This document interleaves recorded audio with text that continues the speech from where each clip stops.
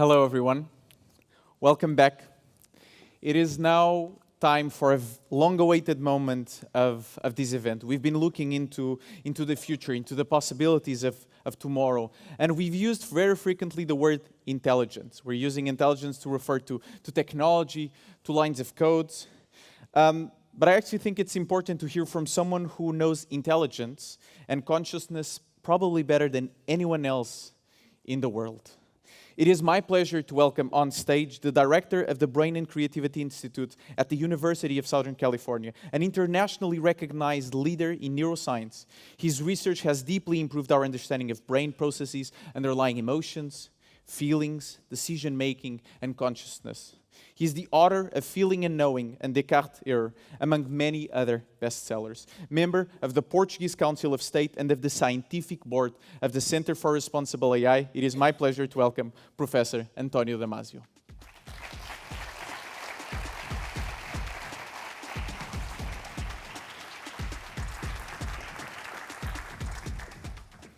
Thank you very much. Can you hear me up there? It's a great pleasure to be here for a variety of reasons. One, I love this institute. It's a great institution. It's great to see Leonor Beleza here. I think this is a great opportunity to talk about something that everyone is talking about, which includes artificial intelligence and consciousness, and you cannot talk about one without mentioning the other. It's great to have the possibility of having a conversation with Arlindo Oliveira. And it's also good to know that I think Francisco Balsemão is going to be here, and he's an old friend, and it will be great. Well, he's here in effigy, but it's great.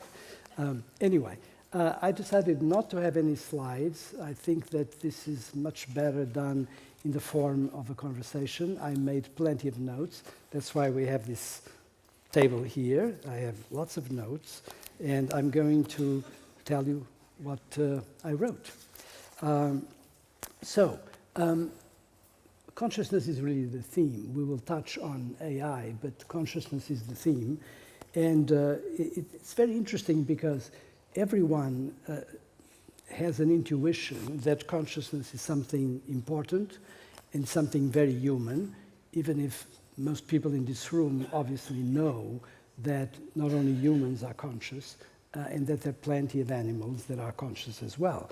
But even so, there's something intuitively very interesting and very human about consciousness. And I think we all have the clear notion that if we were not conscious, we would not be human and we would not be the way we are.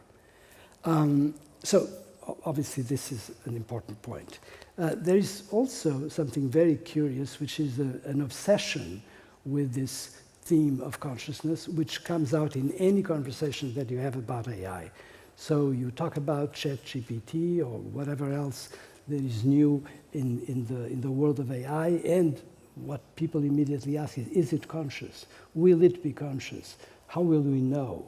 And this all sounds an obsession to me, but it's important to realize that it's not a new obsession, because if you go back 75 years, you have probably all heard about somebody called Turing, and you have heard about developments in what was not called artificial intelligence then, but were complex computational abilities, and everybody was also concerned with the problem of consciousness and with how much it would resemble our conscious minds.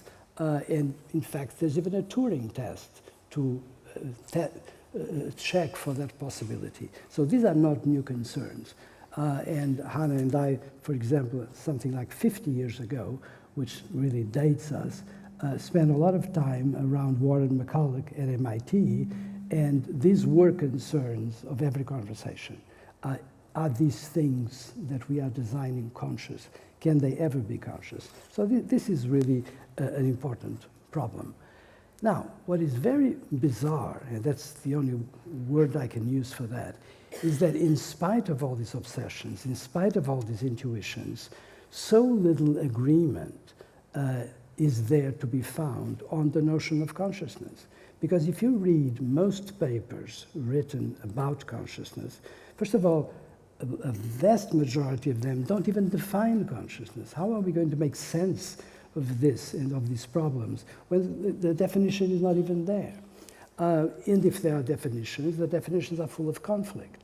And they're definitions that many of us would not accept, or certainly I would not accept.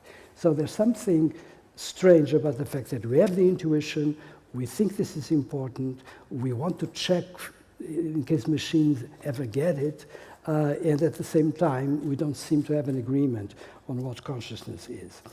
And then there's the issue that when you look at the public, and this is very, very important for you to realize, when you talk, and many of you here are, like me, scientists, and you will talk to people about consciousness, you have to realize that the public at large, and I'm even talking about the educated public, this actually really has very, very strange ideas about what consciousness is when you hear the term. For example, I've made a list here of at least 6 different confusions. One, which is the most common, is that you say consciousness, but people hear mind. People think about mint. That's what comes to their mind. Then we have, for example, one very clear example where mind is confused with consciousness. Think about our great colleague David Chalmers. When David first described the hard problem of consciousness, he actually worded it in somewhere like this. It's the problem of having a mind, which for him was a non-physical entity, being constructed by a physical object like the brain. So there you have the hard problem of consciousness being defined in terms of mind, not in terms of consciousness. And then we have this other salad, which came from the fact that he had a problem that mind could be physical, and he had a problem that it could not be generated out of a brain. Then there's another way in which consciousness appears, and that is the thinking and reasoning process. Very often people are saying consciousness, but they're thinking about reasoning and creativity. One other way, which I think in which consciousness appears when people talk about it, really has the possibility of creating narratives. For example, right now you're looking at me, you're concentrating on me, your mental process is in fact geared towards a topic which is consciousness and this guy here at the table talking. And likewise, I'm concentrating on you and what I want to tell you. But I could I could be distracted and all of a sudden close my eyes and start thinking about what I've done today and have an internal narrative in which I narrate events of my life, or I start daydreaming about what I want to do tomorrow. This is very often the case, and this also comes under consciousness. And it's very interesting because this kind of process is exactly the process that has been captured over the years with ups and downs by something that in the brain is called the default mode network. And the default mode network is the way in which we switch sort of offline, but still on, in which we talk about ourselves, we think about ourselves, rather than thinking about our interlocutor. And it's very interesting because I am convinced, although my claims, or our claims, are that most of the process of consciousness and what is most important is really generated by the brain, but generated by the brain subcortically. It so happens that this default mode network and this operation clearly requires cortical processes, and actually we know where they are. We know that these are mainly midline parasagittal processes, and we even know the territories such as medial parietal cortex and retrosplenial cortex that are critically involved in that process. Then I have 2 other sentences that I took out of newspapers, one last week. Picasso's images are etched in my consciousness. What did the person mean with this? The images of Picasso are etched in his consciousness? Well, not really, but it certainly means that by writing consciousness instead of saying mind, This person was trying to convey that this is a very deep process. It's very serious. It's not just mind every day. And then another one that switches the conversation. The failure of this enterprise is in my consciousness. What do people mean by this? What people really mean is conscience, not consciousness. And here we enter another realm of big problems with the word consciousness. We haven't even gotten to consciousness. We're just dealing with the problems with the word. So, for example, in Romance languages like Portuguese or French or Italian, we have the word consciência, really serving two purposes: the purpose of consciousness and the purpose of conscience. So in English we are okay, but every time you talk about coscienza or you talk about conscience or consciência, obviously you're dealing with the possible an ambiguity. It could be one or the other. And very often when people use the word consciência, they're not referring to consciousness, but rather to conscience. So you have to be very careful with that. And at least English and German save us from that problem. Now, when you come to just one more thing about definitions so that we don't get everybody irate, I think actually philosophers have come out better in terms of definitions of consciousness than neuroscientists and psychologists in general. And it's certainly philosophers that have called attention more intensely to the problem of feeling, the fact that there's something that you feel and that there's something that is important in terms of experience, and that it does not come out of the facts at cognitive level, but rather out of this other process that you define, and it really comes under affect. Obviously, and some of you know our work, so you know that that's where I'm going. I'm going in the direction of feeling, not in the direction of high cognition.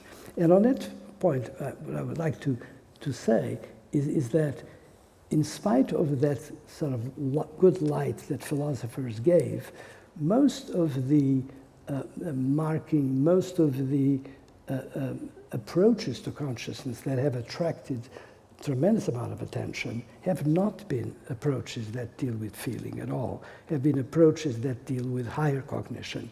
And here, I think it's quite, it's to be regretted, because by placing consciousness closer and closer to cognitive processes, or entirely inserted and resulting from cognitive processes, people have distanced themselves from real life and from the real problem of consciousness. And of course, a lot of the approaches that you hear the most today, say, for example, Giulio Tononi's, now Bowley, and now completed by Christoph Koch, are super cognitive approaches in which there is very little room for feeling. And Stanislas Dehaene, likewise. In the case of it's very interesting because in a response that I deplore, actually, the approach of Tononi and Koch was actually attacked publicly in a letter by other scientists and philosophers, which I don't think is the right thing to do, but nonetheless, it sort of, to my surprise, showed that at long last people are a little bit tired of pure cognition in terms of the resolution of the problem of consciousness, which all I can say is at long last. I can tell you just as a little side story. When Hannah and I in our youth spent time at the Salk Institute, one of our great mentors and friends was Francis Crick. And I'm going to tell you just a little story because it relates to this issue of cognition and affect. Francis was a marvelous mentor. We owe him a lot, and was a marvelous friend. Was definitely one of the most intelligent and one of the most creative and one of the persons in the world of science that has had the greater impact on science in our lifetime, without a doubt. And yet when he came to study consciousness, he did precisely the same kind of mistake that I think these people are making. And that is, his reasoning went like this. He was very interested in vision, and we spent hours talking, for example, to David Hubel about vision, and that was really marvelous because the complexities were marvelous, the detail in which we were able to study the retina and visual cortex were completely novel and created for us a novel world. And Francis's reasoning was that, well, given this tremendous amount of complexity and what we get with vision, consciousness cannot possibly be less complex. Consciousness will have to be as complex or even more complex. And that actually was what led him, with the help of Christoph, to study consciousness via vision. And in fact, one of his first papers was on visual awareness as a way into consciousness. So it's interesting, which again, as a side note, tells us that one can be very creative and very bright and very capable, but we all make mistakes, even if we are great and capable. So it's a good lesson for the young people in the room. We make plenty of mistakes, especially if you have a long life. Anyway, so I'm going to veer from the cognitive, and I'm going to tell you that what interests me the most is, in fact, the process of feeling, and then I'm going to give you, since I criticized people for not giving you definitions of consciousness, I'm going to give you ours. And I'm going to give you the circumstances in which I think we can talk about consciousness. And now I'm going to read this because it has taken a long time to purify. And this is just a version for this November. Probably next month there will be another. So the processes that guarantee consciousness are, first, a continuous process of feeling, which really means feeling and experiencing, because when you feel, you experience. And that's a feeling of the organism's interior. And the feeling that results from this is something that we have in our more recent papers called the feeling of life and the feeling of existence. Then another condition is the continuous production of imagery, and this imagery is fundamentally exteroceptive imagery. It's the things that come from vision and hearing and all the other senses that are largely in all of us mammals, and in fact in most vertebrates, are concentrated in the head. I mean, it's no mistake that all of these senses are in the head rather than being, for example, in the middle of the hip. It really serves to give a purpose and to give a direction to the processes that we are experiencing. And what is interesting is that this imagery, and here, for most of us in this room, it's visual and auditory imagery. Visual and auditory imagery is arranged in the perspective of the organism. And because our organisms are oriented with a head and with a point that directs itself towards others and towards the environment, it so happens that we have a natural way of building perspective within our organism. And so you have the perspective, the imagery perspective that is arranged according to the surround.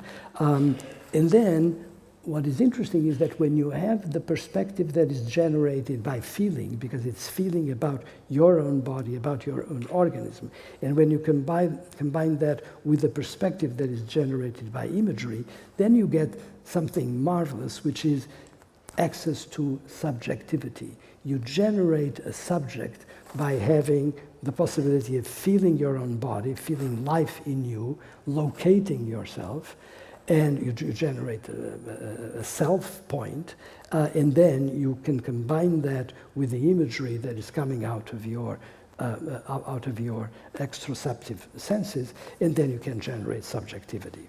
So you have, it's how you get to notions of self and subject and subjectivity. And I also wanted to give you an additional idea to help with the definition of consciousness. I would say that consciousness equals felt experience of life located in one specific organism. Just think about this. If you had a mind without consciousness, you could actually be in a situation you would not know where your mind is. There's nothing, I mean, with the definitions of mind that you encounter very often in papers that actually don't define it, mind could be anywhere. You could be here and say, how would you know that your mind was in your body? You know that your mind is in your body because you feel your body when you're having mind, and because you collate that to the fact that your extroceptive information is giving you a point in space. Consciousness places the mind in one specific organism. In fact, one poetic way of saying it is that consciousness locates our mind in the universe. Happens to be in the part of the universe that our bodies occupy, but it is located in that universe. And it guides the life process. Now, these feelings that I mentioned, I'm going to give you a list, because when people think about feelings, unfortunately, the first thing that comes to their minds is emotional feelings, feelings that have to do with all the different emotive processes we have. And this is not what I'm talking about.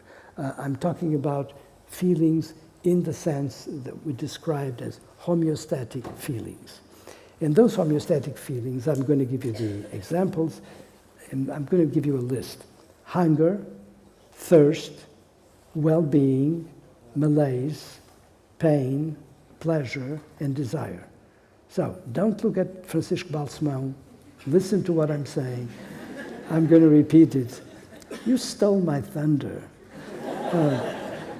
Hunger, thirst, well-being, malaise, pain, pleasure, and desire. So these are all homeostatic feelings, and these are feelings that, by the way, all of us in this room have had several of these feelings today, I would submit.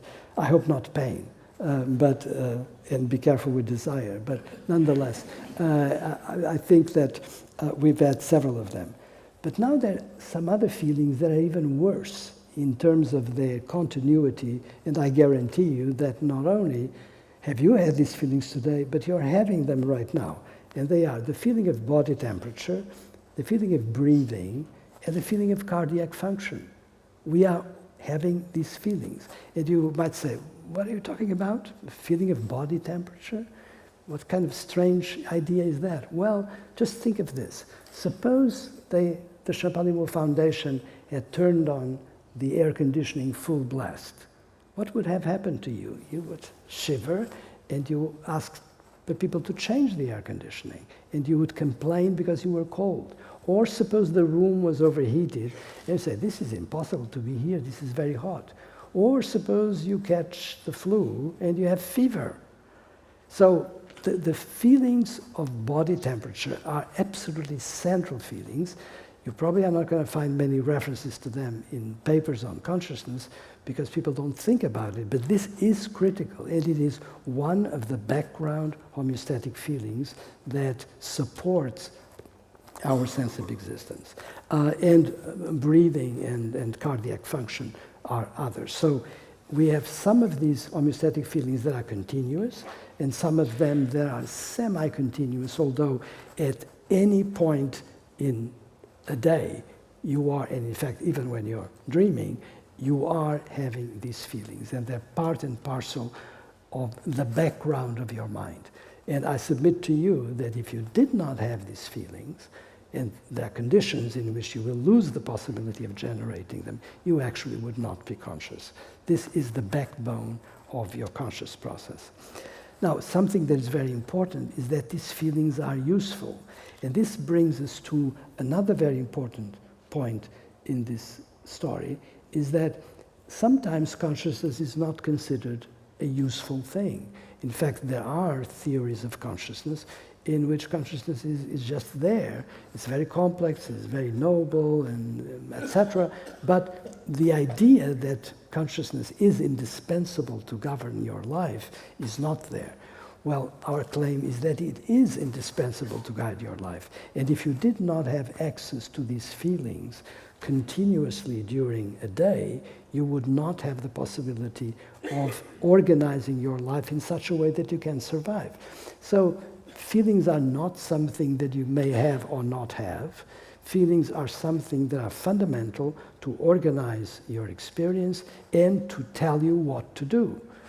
Now, you could say, well, why does well-being come into that? You can understand hunger, pain, malaise, but why do you say that well-being is important? Well, well-being is important not only for us, but it's important for all the creatures throughout evolution as consciousness was being honed in, and that's because it gives you license to explore the universe. So creatures that are in a state of well-being, as opposed to being in a state of pain or malaise, are creatures that can go out in the world and explore it. And this is absolutely vital, because when you explore the world, you get to possibilities that you wouldn't otherwise have. And so if you combine the possibility of imagery and movement, which allow you to move from one place to the other, and you have feelings to guide your exploration, then you can be a complete person in the sense that, a complete creature, living creature, in the sense that you can protect yourself and go on. Now, so the idea of usefulness is very important. What I wanted to, I don't want to bore you forever. I'm going to try to close soon. I want to give you an idea of how we think this can be implemented neurobiologically. Because it's nice to have interesting ideas that people may like or attack, but it's also important to tell people how we think this could be done biologically. And how we think this could be done is fundamentally through the process of interoception. Now, I know that the neuroscientists in the room will know what I'm talking about, but just in case, we have fundamentally three modes of acquiring information. One mode that has to do with the world around. You're seeing me, I'm seeing you, you're hearing me. That's exteroception. And of course, those highly evolved instruments in our head, like ears and eyes, provide information about the world through the images that they form in our cerebral cortices and in a variety of nuclei prior to the cerebral cortices. But then you have two others that people normally don't think about. One is interoception and the other is proprioception. Now, proprioception I'm not going to talk about, but it has to do with the movements we make, and it's very tied to striated muscle, to the muscles that allow us to move, to walk, and also talk, by the way. And there is a way of capturing information from those muscles that is vital to guide the movement that we produce, sometimes automatically, sometimes in a very directed way in the world around us. But the most critical for consciousness is interoception. And interoception is the world that allows you to capture what's inside your organism. It's not what is inside, what's inside our mouth or our lungs. It's what is inside the thick of our organism, our entrails, and the thickness of our skins, and all the vasculature that is in our flesh. People normally leave that aside. It doesn't count, but it is absolutely critical. And whether you feel well or not so well, whether you feel full after eating lunch or you feel hungry, you are capturing information that comes from viscera. And viscera are not just the stomach and the heart and the lungs. The viscera are also, again, that thick under the skin and that thick under the mucosa, where you have nerve terminals highly distributed everywhere, in every nook and cranny, and that are giving you information about how your interior is. It's not about the outside world, it's about the inside world. And this is an inside world that goes to the nitty-gritty of that inside world, okay? Now, What is very interesting, I'm going to give you two more facts that are critical to understand this. The first is that our relation with that system is very different from our relation to the outside world. Let me explain this. I'm looking at you, and I am getting information from you that hits my eyes, and I gather forms and shapes all around this auditorium. And that comes my way, and I'm not going to do anything to you by return of the post. In other words, when I look at Francisco over there, my eyes are not, I capture his physiognomy, but I'm not going to do anything to him at all with my powers as an organism.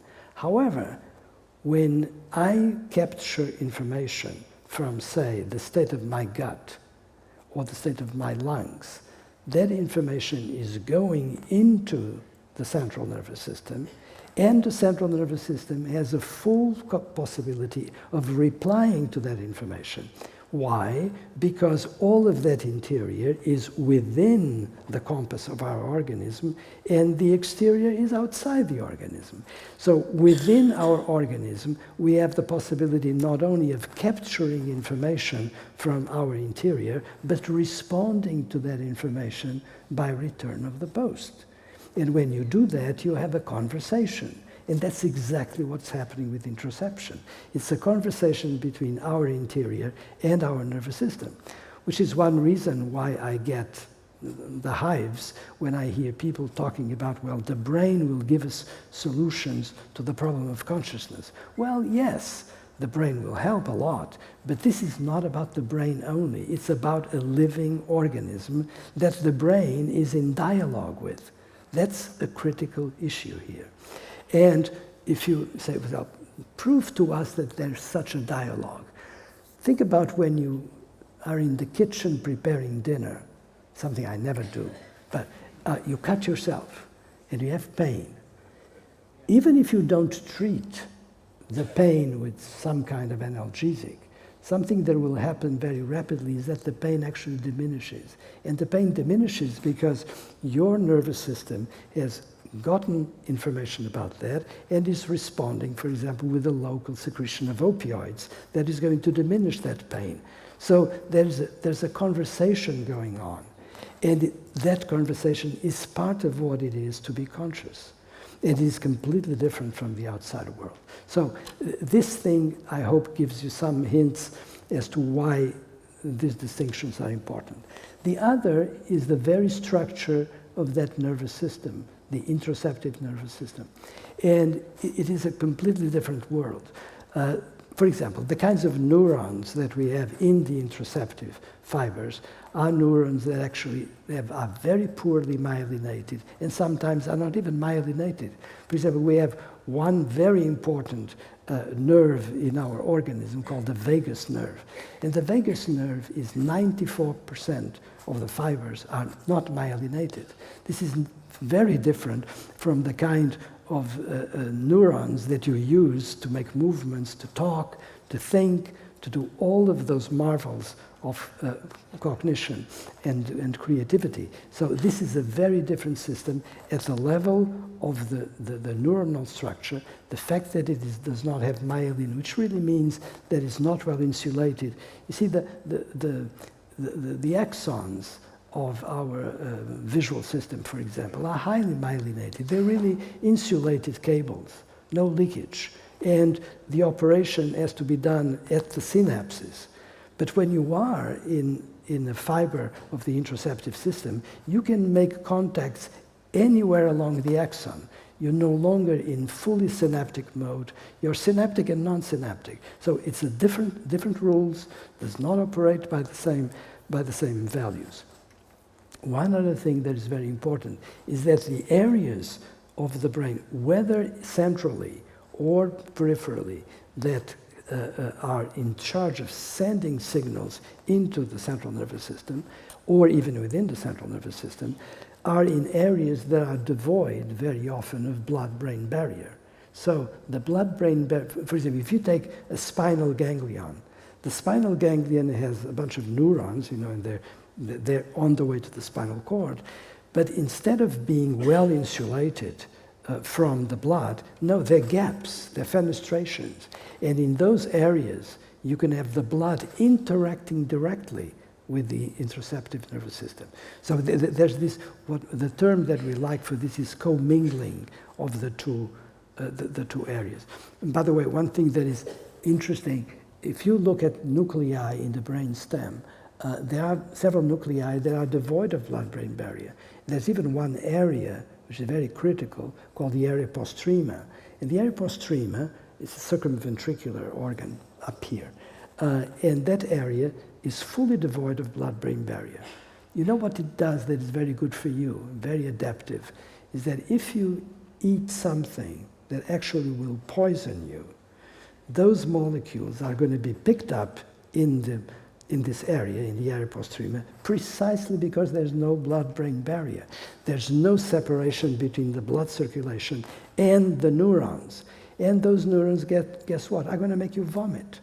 So when you vomit, you're protecting yourself. And you only protect yourself because the interoceptive nervous system has got this particularity of not being fully insulated from the bloodstream and allowing for this mix and mess that comes from the lack of blood-brain barrier.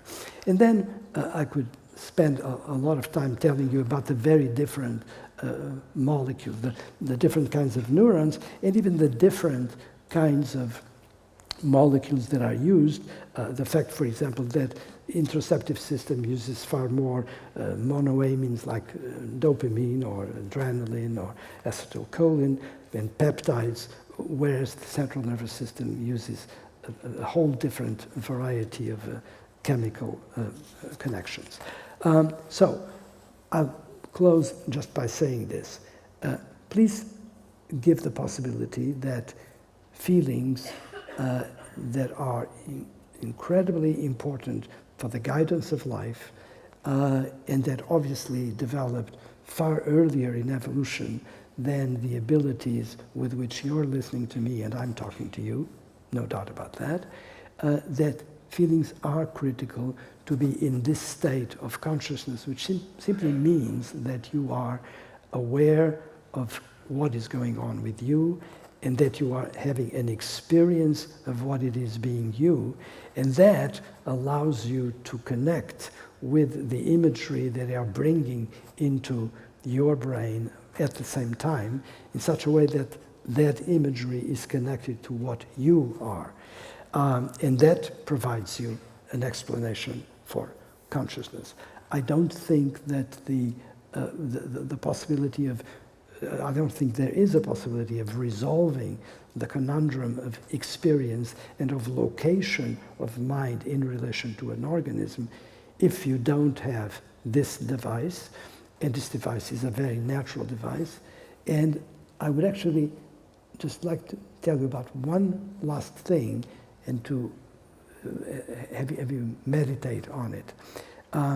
Although many of these things have been obvious to us for a while, especially over the past 10 years. I think our thinking changed in this direction, I would say around, I remember there was a paper that I published with Gil Carvalho, who by the way is a Portuguese neuroscientist and admirable colleague. And that paper was published in Nature in 2013, I think, or 15, something like that.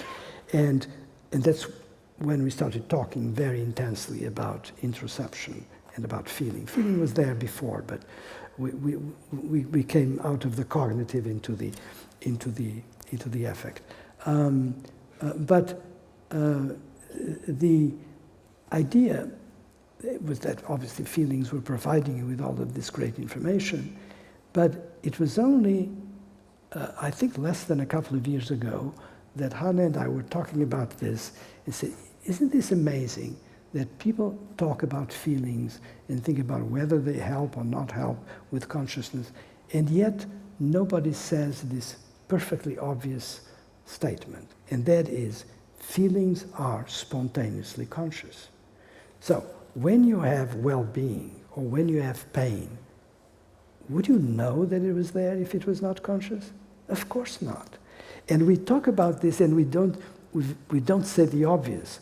And then actually we wrote a paper that came out in Brain, and then another one that is in Neural Computation, in which we make the point quite clearly. And now we start with feelings, homeostatic feelings are spontaneously conscious. So nature quite likely got to that point and evolved this apparatus that allowed not only to have a certain configuration of what is going on in your inside, but made it mandatorily conscious at the same time, so that you could benefit from it. Because if you were not conscious of the pain and the pleasure and the hunger and the thirst, it wouldn't do any good to you. And the point that we're making is that it is good to you. It is something that saves your lives. But it's there telling you in no uncertain terms that I'm here, do what I'm telling you. So that's it. I'm going to stop right now, and I would be delighted to talk more about this. And whatever questions you have about it, I'll be happy to try to answer.